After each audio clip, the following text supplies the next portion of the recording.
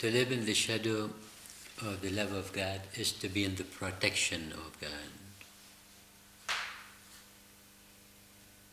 Allahu la ilaha illa huwa al-hayy al-qayyum.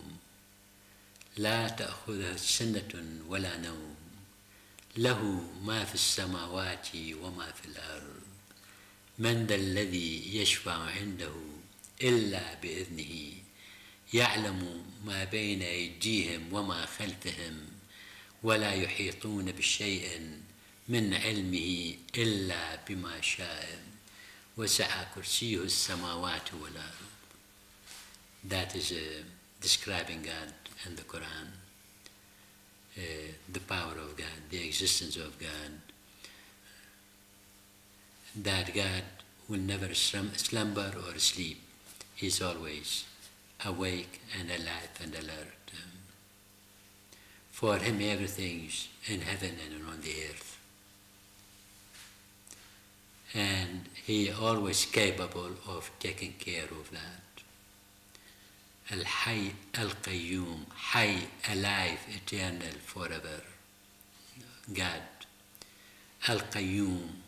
Al-Qayyum is a substance that exists in the universe, what makes the universe alive. Without that substance, the universe would be plastic. But that is what materialistic people try to do, to bring the world to be plastic and to ruin that existence. That is very beautiful.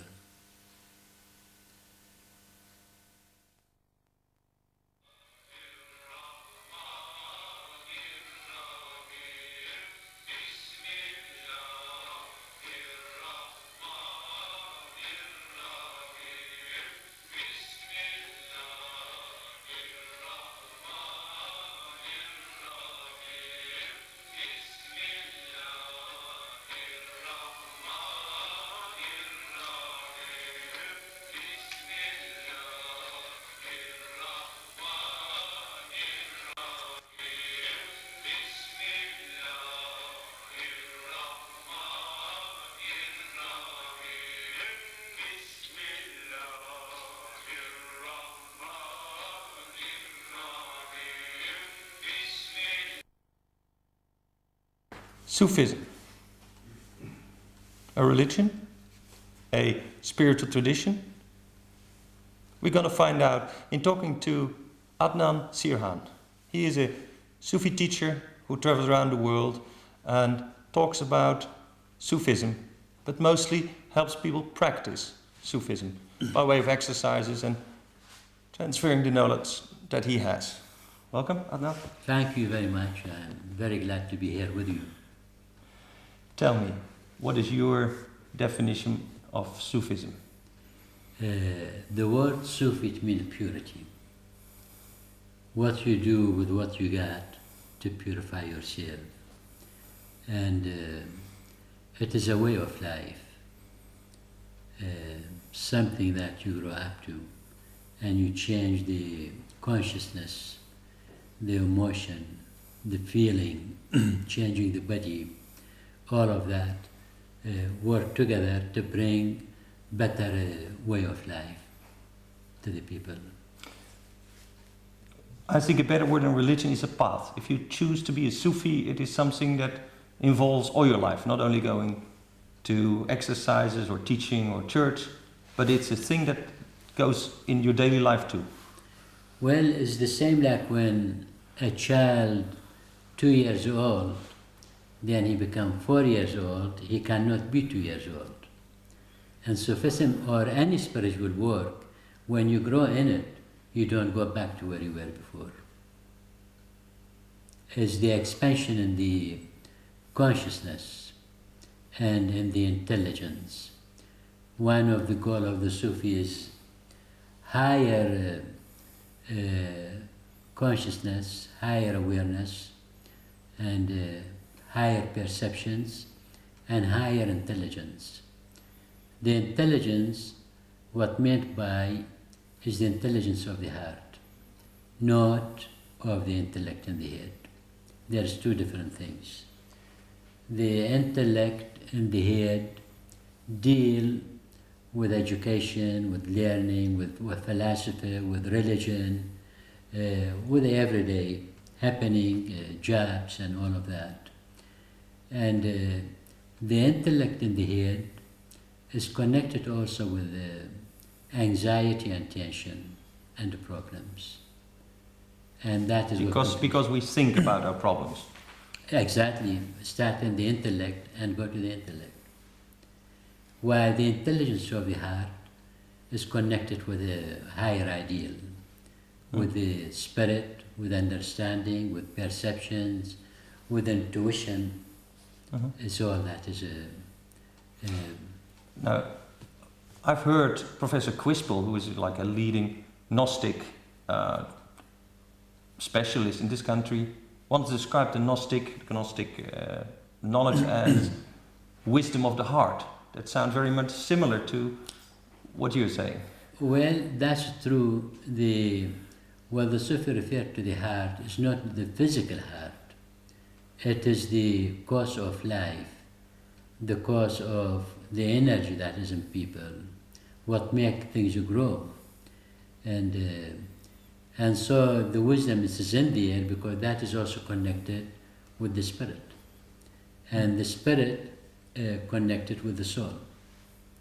But is there a relationship between this Gnostic tradition that seemed to have been part of the life of Christ and of Jesus and afterwards, that we find in holy people like Saint Anthony and the hermits in the desert? Was a relationship between their practice and what Sufism was? Yeah, they all go to the same source. Jesus used to teach Sufi because he was a pure, and he taught the purity. And the same with Moses and Abraham, and then Muhammad in the end came. And their objective is to bring higher understanding, higher intelligence, higher awareness, higher perceptions. So although we see in the West now Sufism as being a part, the mystic side of the Islam, you in fact say it goes back much earlier. Yeah, the Sufism actually the questions that in the mind of the people since the beginning of time, who we are, where we come from, where we are going, and what it is the life, and what is the universe. Because these are things is not answered. And there is a way that developed by the Sufi to be able to comprehend all this knowledge through the development of higher intelligence.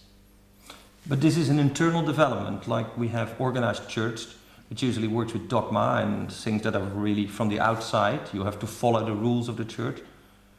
So I get the feeling Sufism is more of an internal process. Dogma and religion and all of these things is only work on the external things, external knowledge. And the religion actually is like law and order. They very good for the people, to be good to the neighbor, not to do harm to other people, to have better understanding. So it is excellent things, but then the religion does not bring about development in the spirit. It's limited. To go inward, you need other training to work with.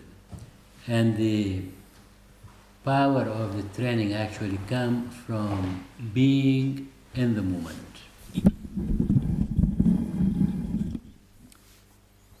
To be in the moment, it means you are not in the future, neither in the past. And that is the only time that exists where you are awake. When people in the past and in the future, they are in a state of sleep. But when you are in the moment, you become awake, alert and awake. But this message has come to the West and to us in many forms. Gurdjieff said, most of the time we are asleep, we are not awake. So he designed, or he came up with exercises that are rooted in Sufism to become awake. People like Ramdas say, be here now. Right. In what is Sufism different from New Age thinking? Well, the New Age is a way of trying to come to some conclusion, and it is something new, and that is why it's called the New Age, because it's something new in the West, whether in Europe or in America, because this kind of movement was not exist. And in reality, it is not really New Age, it is Old Age, because Sufism or any spiritual work, it goes back to thousands of years in the history. Sufism started in the time of Babylon, and also before that in Sumeria. And these are the oldest civilization in Mesopotamia, what is called Iraq today. Mm-hmm. And that has been in continuation since the end till now, never stopped. And the purpose of humanity and the people in this world to learn about the self. The outer knowledge, what people learn in college and books and philosophy, it is essential and is good to have, but then have to go to something deeper than that to know the self. And if people know the self, all the other knowledge become much more easy and available to them. How does this relate to the work of, say, Freud and Jung, who were also concerned about the self and, you know, the layers in there, the conscious and the subconscious, the ego and the it and the superego? Were those concepts that were alive in the Sufi tradition before Freud came out with them? Yeah, it is very much alive and very old, and it goes to thousands of years of a tradition of working with the self, with people. The Freud method, it is new. It is not too old, you know, in the recent time it started. And a lot of it is based on the intellect and what they created, what to work, you know, through the intellectual means. With the Sufi, you go direct to the spirit, because when the spirit awake, all the other things will be solved quicker than wasting a lot of time. We can see religion or spiritual work in two dimensions. We can say that we have a vertical dimension where God is over us, and there's a horizontal dimension where God is in us or with us or in what we see. I have a feeling that, say, the Jewish faith and some interpretations of even the Islam, they think about a paternal God, a patriarch who is over us, while the Sufi tradition seems to be more horizontal. Now, all through history, there have been fights between the dogma and the formal church and Sufism. Your movement has been at times not being aligned with the what we call the mainstream Islam. You were persecuted. Is that true? At different time, there are different ways about it, you know. Sometimes more freedom, sometimes there's no freedom. And the Sufi believe that to be in the world, but not of it. To combine this world and the spirit together. Because the word in here is the extension of the spirit. If we do not have the spirit, we do not have this world. And if the spirit alive, then this world become alive. And the word in here is the bridge that through it you will go to the other reality. We cannot say this world does not exist to be just spiritual and ignore the world, because it is a reality. We are here. And from this reality we are able to go to the real reality, to use what we have in here to discover what is beyond. And that is what make the Sufi believe that to put the world and the spirit together, to take care of the world, you know, not to ignore it. And so the idea of monastic life, people going into a convent and praying all day, is not Sufi. Sufi has to be in the world. Sufi to be in the world, to function, to work, to do any other job, whatever it is, whether a store or business or offices, and then you still have time to work on the development of the spirit, because we have to be responsible of our existence, of the existence in here, and to take care of it, and the responsibility and families and whatever in there, and then to combine the spirit with it. And in Sufi, you do not separate the spirit from the mundane. They go together.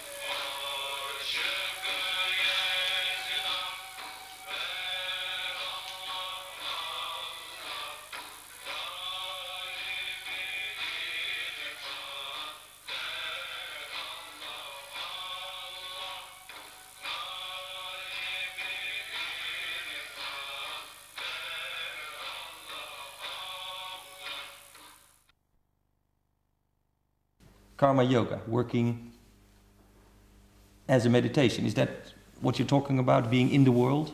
Yeah, the only path, to go to develop for the spirit is in human service.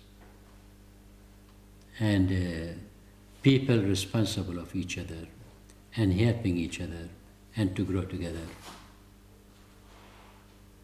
and make the life much more beautiful and more effective when people working together and helping each other and to be positive. There is a proverb in the Middle East.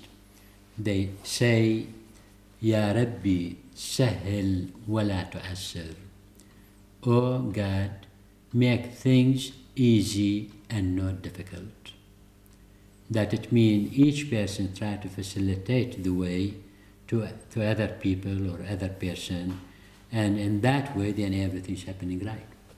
Not to create problem or confusion or create tension, and these things, when the people have shallow intelligence, they create a problem to each other. But when you go to the spirit, the problem disappear, and you're not interested in doing problem to each other, because we are here in this world like a traveler.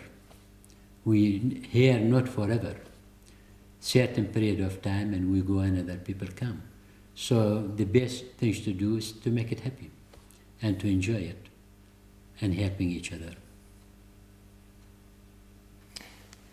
One way the Sufi have expressed themselves all through times is by poetry.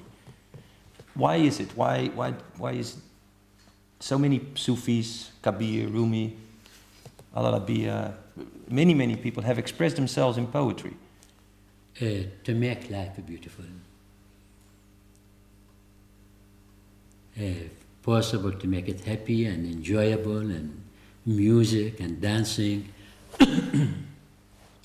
It is part of the nature of the soul and the spirit.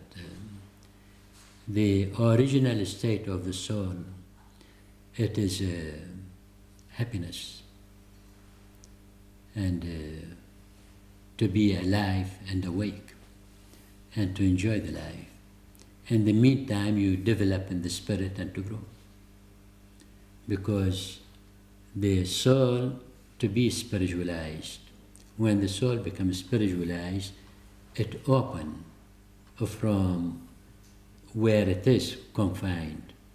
And then when it becomes spiritualized, then the soul becomes a knowledge, an understanding. And then it's very positive aspect come from it. The body, what we have, the body, and within the body there is another body, and that is the subtle body. And then the origin of the senses go to that body. On the physical body, it is the extension of the senses. And then there is another body within that, what is known as the causal, where the soul resides.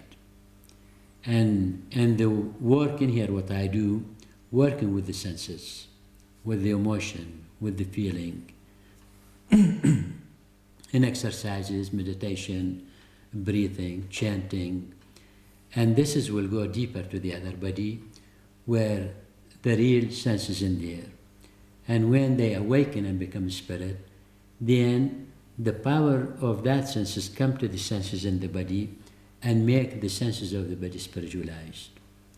And then the person become awake and alive, and all the habits will drop off.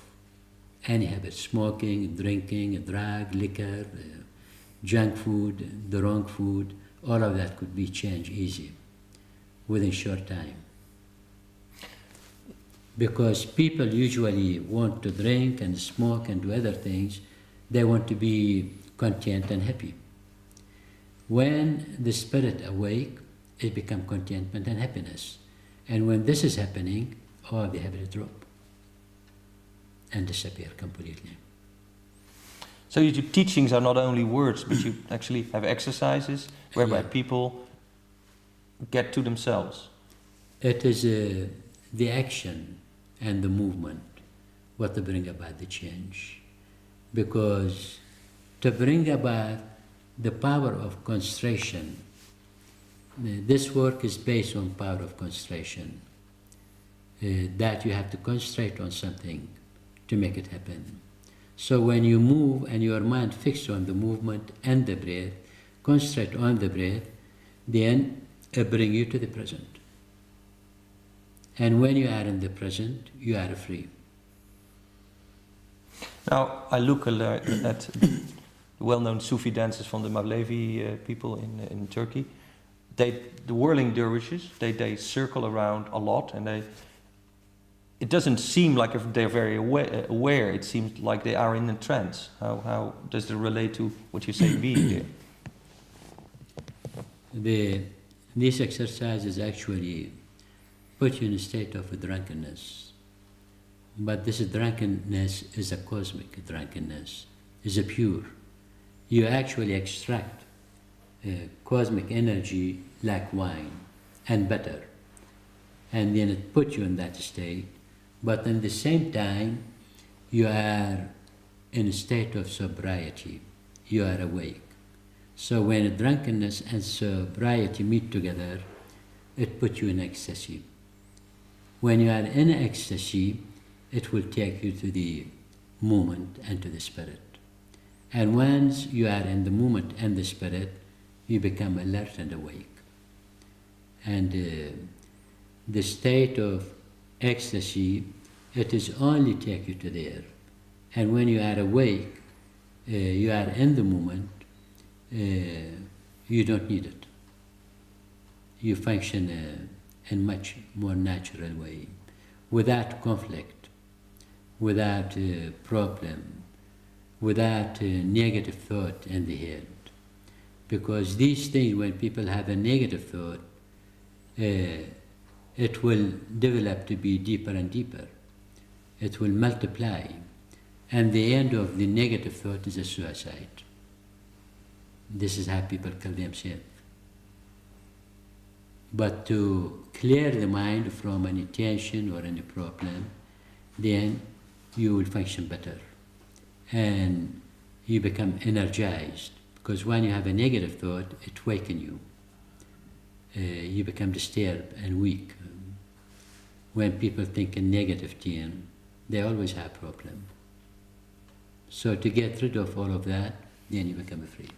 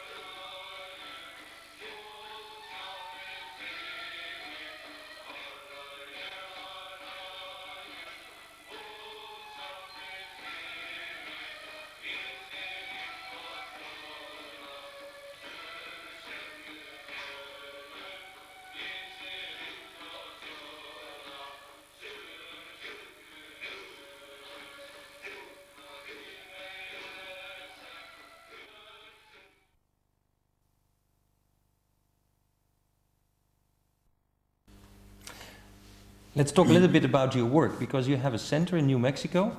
Yeah, right. Where you, in the summer, people come to do seminars and trainings and be with you. That's comparable to where you were growing up? Yeah, in the Middle East, they do a lot of retreat and training and practices, and in here I have the place in New Mexico, in the mountain, surrounded by forests, valleys, sky, blue skies, good air. We grow all the food there organic, and people come from all over the world for the summer. 2 months, and we do extension a month, 3 months usually. Then they come there and in a very natural state of life, good air, and they live in there, and you stay in there. There is no going and coming, and the work continuously happening in there. And people lose weight, quit habit, feel good, get rid of sickness, problem. So it is a natural state. Once people in the present, in the moment, whenever they are in the moment, it is a state of healing, as a natural state of healing. Not done through other people, but you do it yourself. When you are in the moment, in the spirit, become healing. It has that power. You said work, the work goes on. That's a phrase that's used often in relation to spiritual development. But when you say work, is that you have to spend hours a day to do your exercises, or is it something that comes naturally? How much time does it take to follow your path? Well, you eat to maintain life. If you do not eat, you cannot live. And in spiritual work, if you do not feed it, it dies away. So it is a way of life. And when I do a weekend, it is kind of little intense work. And the summer, like the 2 month, people come to do it. And then when they leave, then they could do maintenance. And it is not really something like a chore or you struggle to work. It is fun. It is a play. You could do dancing, music, breathing is very important in this work, and the entire people breathe, because if they don't breathe, they cannot live. So the breath is very essential, and you're already doing spiritual work where you are breathing. But with the Sufi technique or any other spiritual group, you concentrate, and there is many methods of how to use the breath and how to direct the breath to different parts of the body, to the mind, to the psychic, to the emotion. And once you learn how to do that technique of the breath, it becomes nutrition. It will take care of the body as nutrition, and then you start to eat less and less food, and you become very content. With the breath, you bring higher state of consciousness. There is energy that exists, and when you do the breath and you become aware of the real breathing you're doing, then there is a flow of cosmic energy will come to you abundantly, and that is bring you to a higher state too. So it is all existing there. But many people, they have no concept of the breath. They do shallow breathing, and especially when they eat too much, then they cannot breathe right. And the breath is fun. You could get very high by the right breath, like a drunk. And you enjoy everything around you, where everything becomes beautiful. You start to see in clarity. And you could develop all the senses through the breath. The eyes, it could be developed to be stronger through the breath. Again, that's a very old wisdom. That's what Eastern religions have told us. That's what the New Age will tell us. That's the same. How far do you see Sufism as a core of the spiritual development of all religions? Well, wherever there is a need for it, it rise up. Whenever there is a fertile soil, Sufism come up, because it is a purity. So if you clean the house, it is a purity. If you cook good food with good taste, it is a purity. If the thought in the head positive, it is a purity. So anything you do actually go in that direction. And it is not limited to any place. It is wherever there is people, if they need to develop and change, they have to seek a purity of the body and of the mind.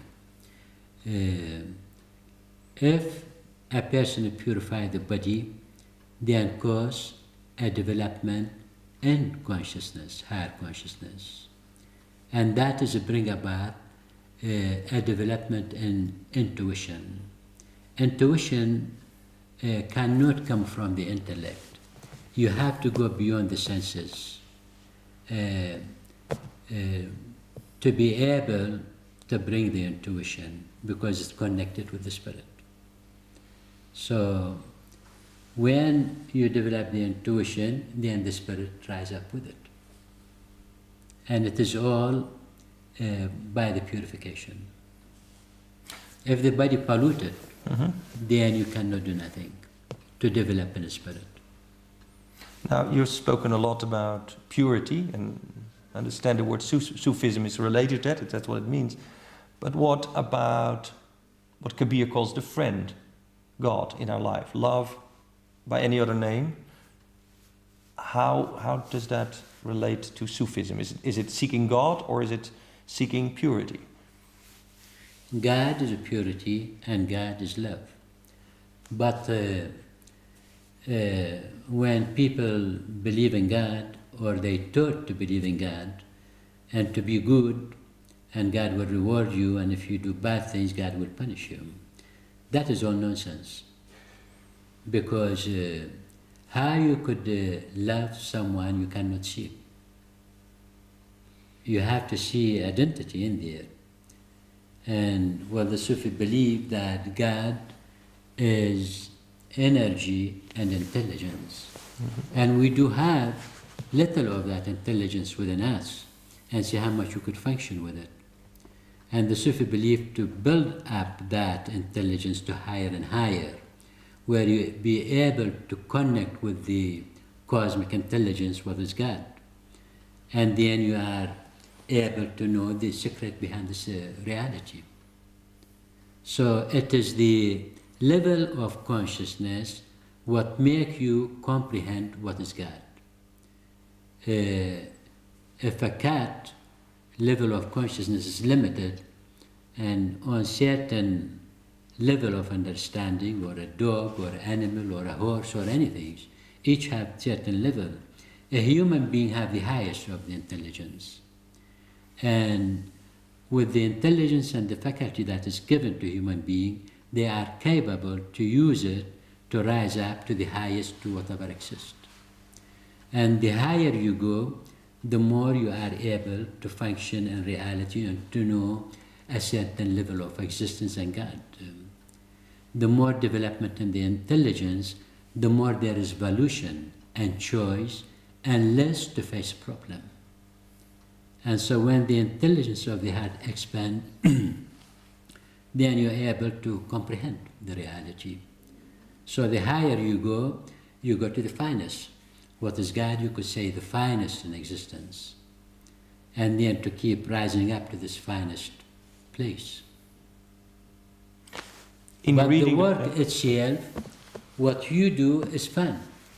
You know, it could be psychology, it could be physical development, it could be losing weight, is understanding, is sociology, all of that involved, philosophy, all of that involved in the development of the process of rising of the consciousness. That's all fine, but what I miss is that sentiment that I feel in poetry, by Kabir and whatever, this deep longing for God, and even sometimes this feeling of what in the West we've called the black night of the soul, where the mystic experience gets to a level where you're seeking for God and you can find it, and it's a very hard, difficult process. Well, the black night of the soul, it is every night a black night. If there is no spirit, you are in darkness. You know, there is the darkness and there is light. And when people associate it with the senses and with the intellect, it keeps them in a certain level. But to strive to go to something higher, then they go and find the reality and the light. One of the methods that the Sufi uses is chanting the names of God.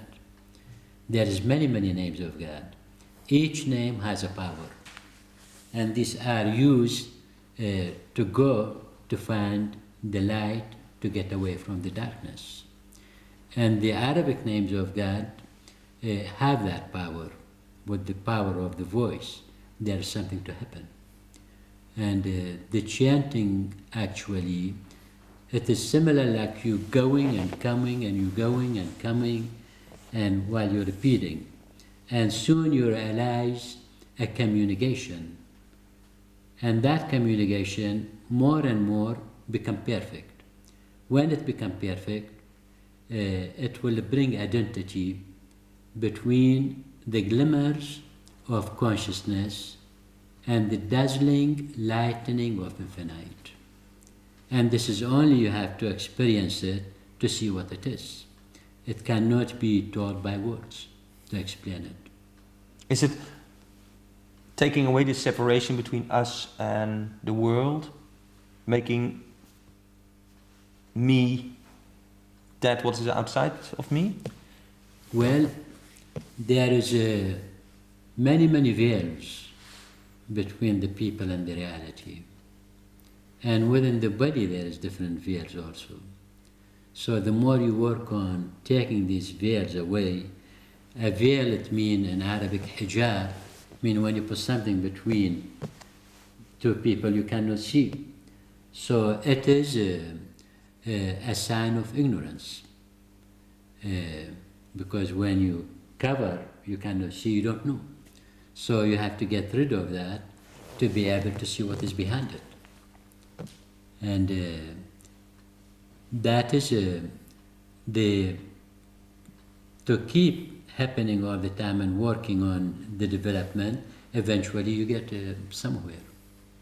Now in the West we have been told at school that looking behind those veils, looking behind the curtains of consciousness is not so very good, because you find your frustrations and your trauma and all your, we like to keep that Hidden. away. Yes, hidden, and live a life, make money and do all these external things and not find out about ourselves. That has come from ignorance. Why not finding the shape? I mean, you are in this world, it's much better to know yourself than you don't know yourself.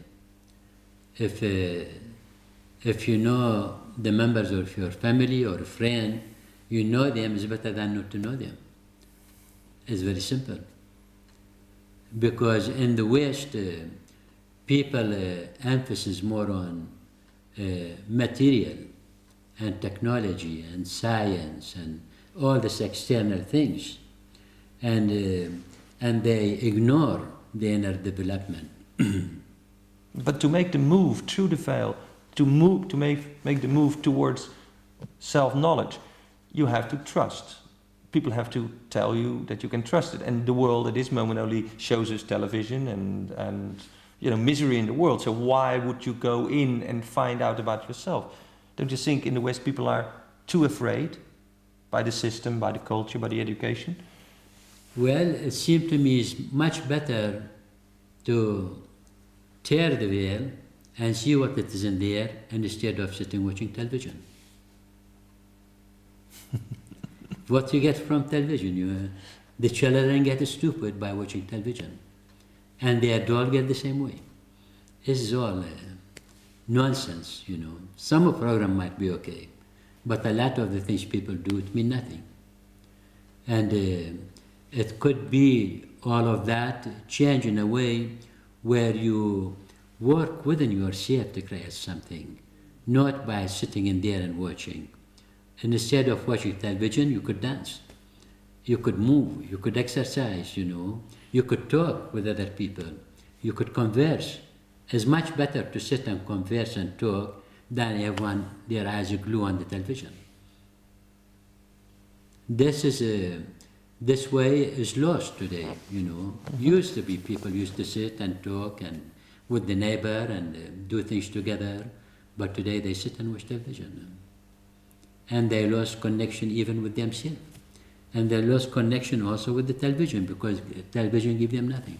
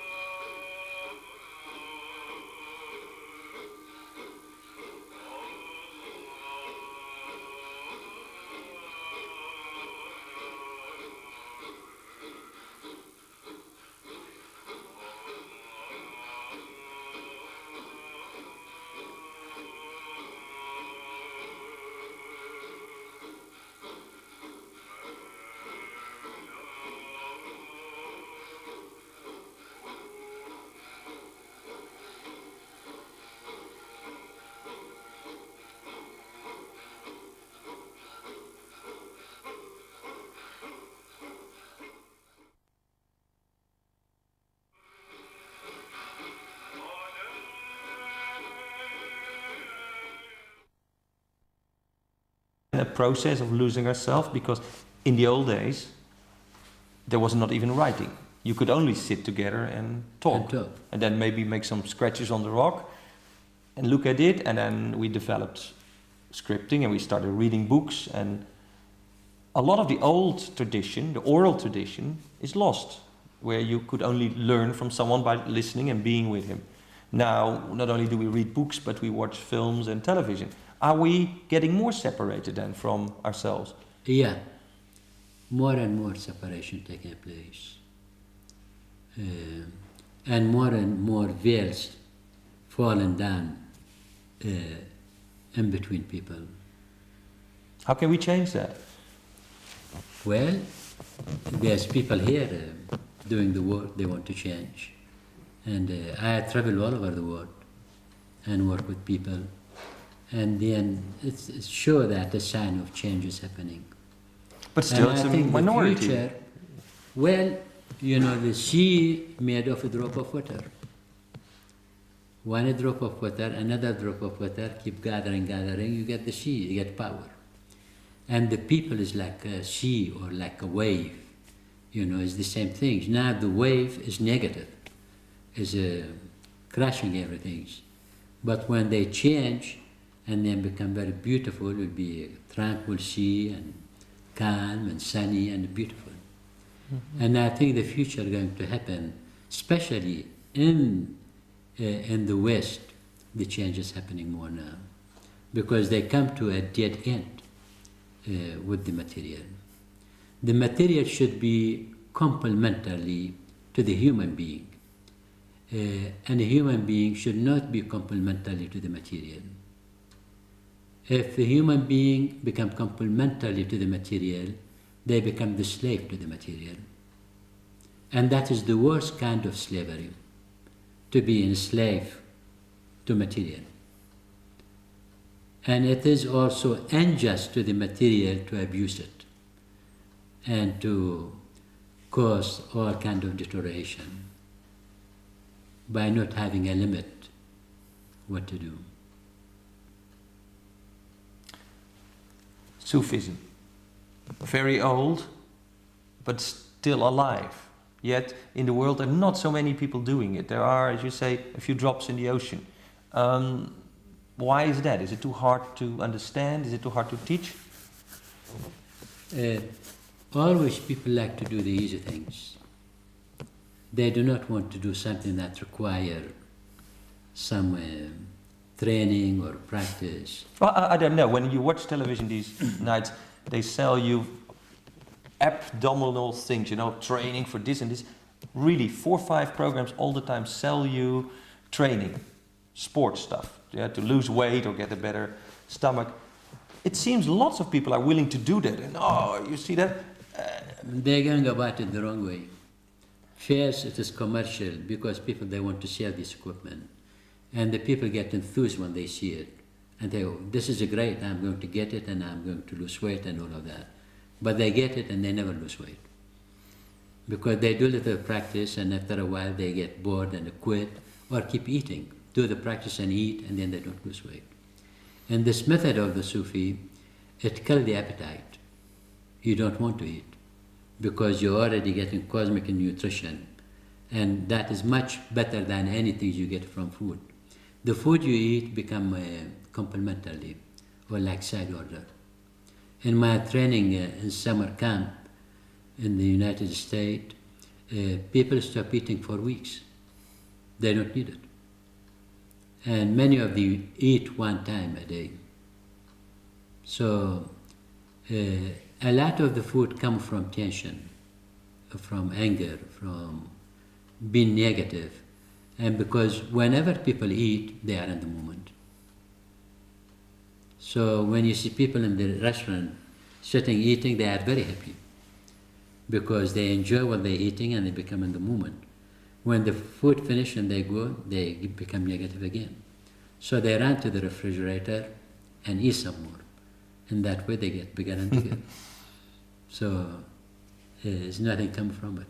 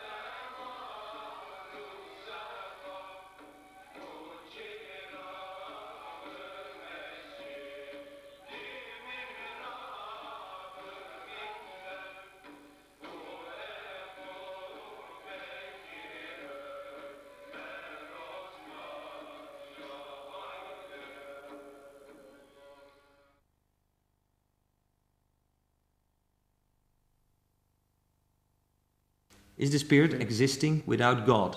Are they different? That God, because if somebody have to make a chair, have to fix it and make it, and somebody making that chair. So this universe and the creation and the galaxy, it could not be happening by itself. There must be a power in there to make that happen. And the Sufi believe that God is intelligence, and that intelligence exists all over. It's within us, there's intelligence, and outside of us, and this space around us, there's intelligence. And if you learn the technique, how to approach that, and how to get that intelligence, then you get higher and higher. And that is what makes you more and more aware of the existence of God and reality. Then what about the existence of the devil, of evil? Well, in people when they're born, there is two tendencies. One to do good and one to do bad. And that is, then you have the choice in there to choose what you want to do. And that is a gift for a human being, what you want to do. And the Sufis say a human being is not a sinner. A human being is a forgetful creature. If you forget, you have to remember not to forget. But if you think you are a sinner, then you never develop in your life, because that guilt and the wrong feeling and the negative things, it overwhelm you and become real darkness. So, but if you forget, you have to remember not to forget. The Sufi work based on that word, to remember, what is called dhikr, and that is the chanting of the name of God. By repeating, then you remember who you are and who is God. So there is no devil outside of us? There is no negative force in the universe? The negative coming from within.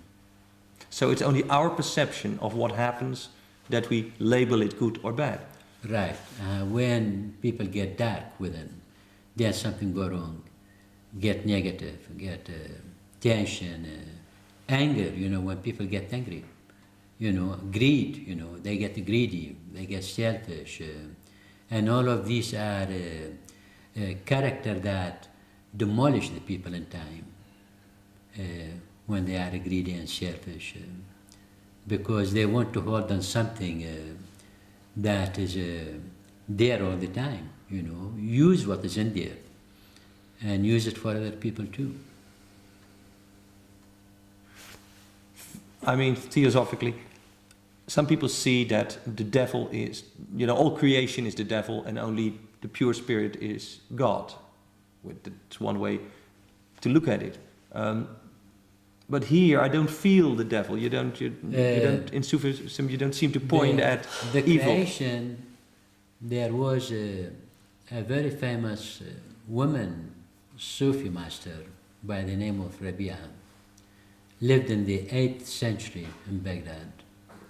She said, ليس في الإمكان أحسن مما كان. It is not possible in this existence to be better than what it is. Whatever created is beautiful.